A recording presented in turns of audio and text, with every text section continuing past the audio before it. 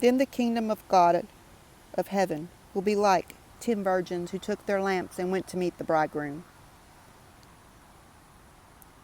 5 of them were foolish, thoughtless, silly, and careless, and 5 were wise, farsighted, practical, and sensible.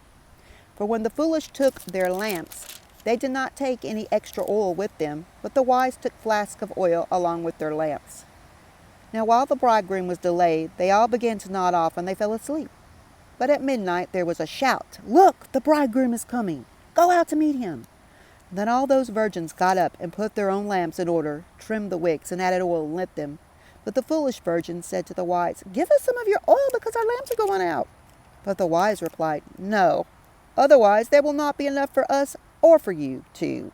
Go instead to the dealers and buy oil for yourselves." But while they were going away to buy oil, the bridegroom came, and those who were ready went in with him to the wedding feast, and the door was shut and locked. Later the others also come and said, "Lord, Lord, open the door for us."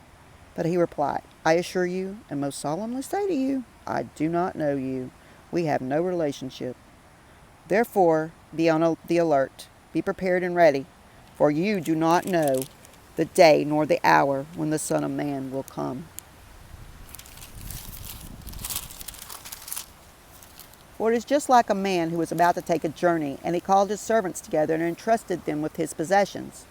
To one he gave 5 talents, to another 2, and to another 1, each according to his own ability, and then he went on his journey.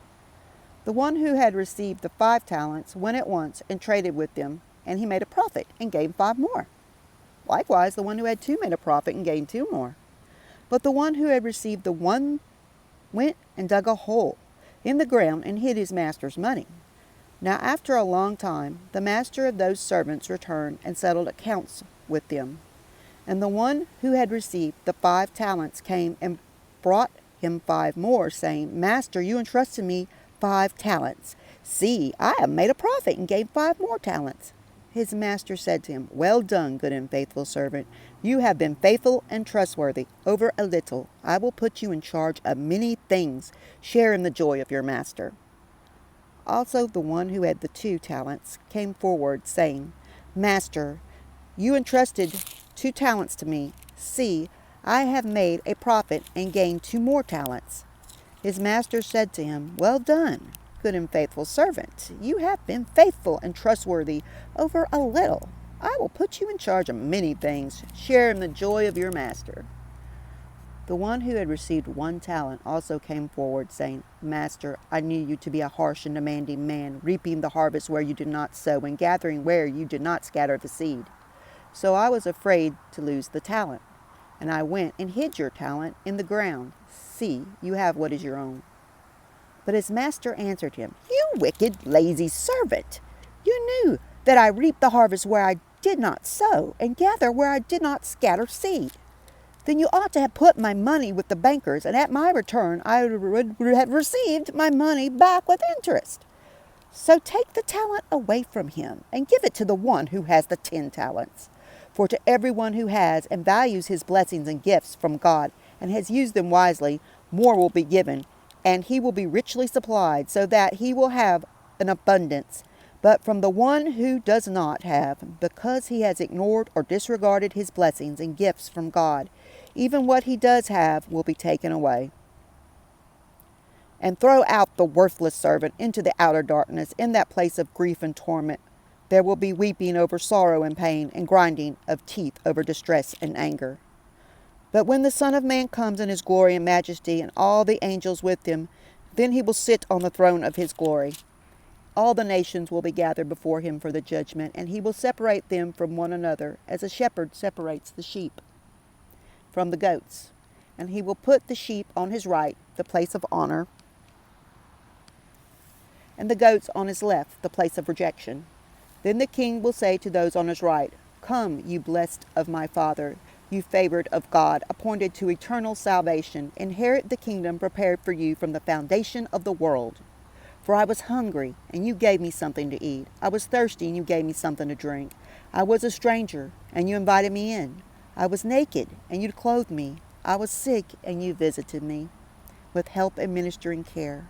I was in prison and you came to me, ignoring personal danger. Then the righteous will answer him, Lord, when did we see you hungry and feed you? When did we see you thirsty and give you something to drink? And when did we ever see you as a stranger and invite you in, or naked and clothe you? And when did we ever see you sick or in prison and come to you?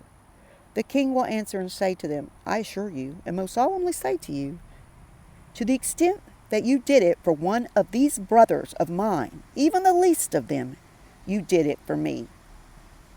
Then he will say to those on his left, Leave me, you cursed ones, into the eternal fire which has been prepared for the devil and his angels, the demons. For I was hungry, and you gave me nothing to eat. I was thirsty, and you gave me nothing to drink. I was a stranger, and you did not invite me in. Naked, and you did not clothe me. Sick and in prison, and you did not visit me with help and ministering care. Then they also in their turn will answer, Lord, when did we see you hungry or thirsty, or as a stranger, or naked, or sick, or in prison, and didn't minister to you? Then he will reply to them, I assure you, and most solemnly say to you, to the extent that you did not do it for one of the least of these my followers, you did not do it for me. Then these unbelieving people will go away into eternal, unending punishment, but those who are righteous and in right standing with God will go by his unremarkable grace into eternal, unending life. When Jesus had finished this discourse, he said to his disciples, You know that the Passover is coming in 2 days, and the Son of Man is to be betrayed and handed over for crucifixion. Then the chief priests and the elders of the people gathered in the courtyard of the elegant home of the Jewish high priest, whose name was Caiaphas, and plotted together to arrest Jesus by stealth and kill him. But they said, It must not be during the festival of Passover, otherwise there might be a riot among the people. Now when Jesus was back in Bethany at the home of Simon the leper, a woman came to him with an alabaster vial of very expensive perfume, and she poured it on Jesus' head as he reclined at the table. But when the disciples saw it, they were indignant and angry, saying, Why all this waste of money? For this perfume might have been sold at a high price, and the money given to the poor. But Jesus, aware of the malice of this remark, said to them, Why are you bothering this woman? She has done a good thing to me, for you always have the poor with you, but you will not always have me. When she poured this perfume on my body, she did it to prepare me for burial. I assure you and most solemnly say to you, wherever this gospel of salvation is preached in the whole world, what this woman has done will also be told in memory of her for her act of love and devotion.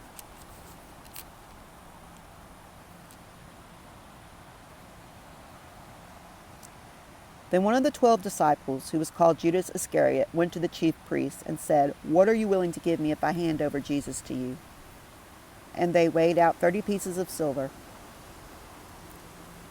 And from that moment, Judas began looking for an opportune time to betray Jesus. Now on the first day of unleavened bread, the Passover week, the disciples came to Jesus and asked, Where do you want us to prepare for you to eat the Passover? He said, Go into the city to a certain man and say to him, The teacher says, My time to suffer and atone for sin is near. I am to keep the Passover at your house with my disciples. Accordingly, the disciples did as Jesus had directed them, and they prepared the Passover.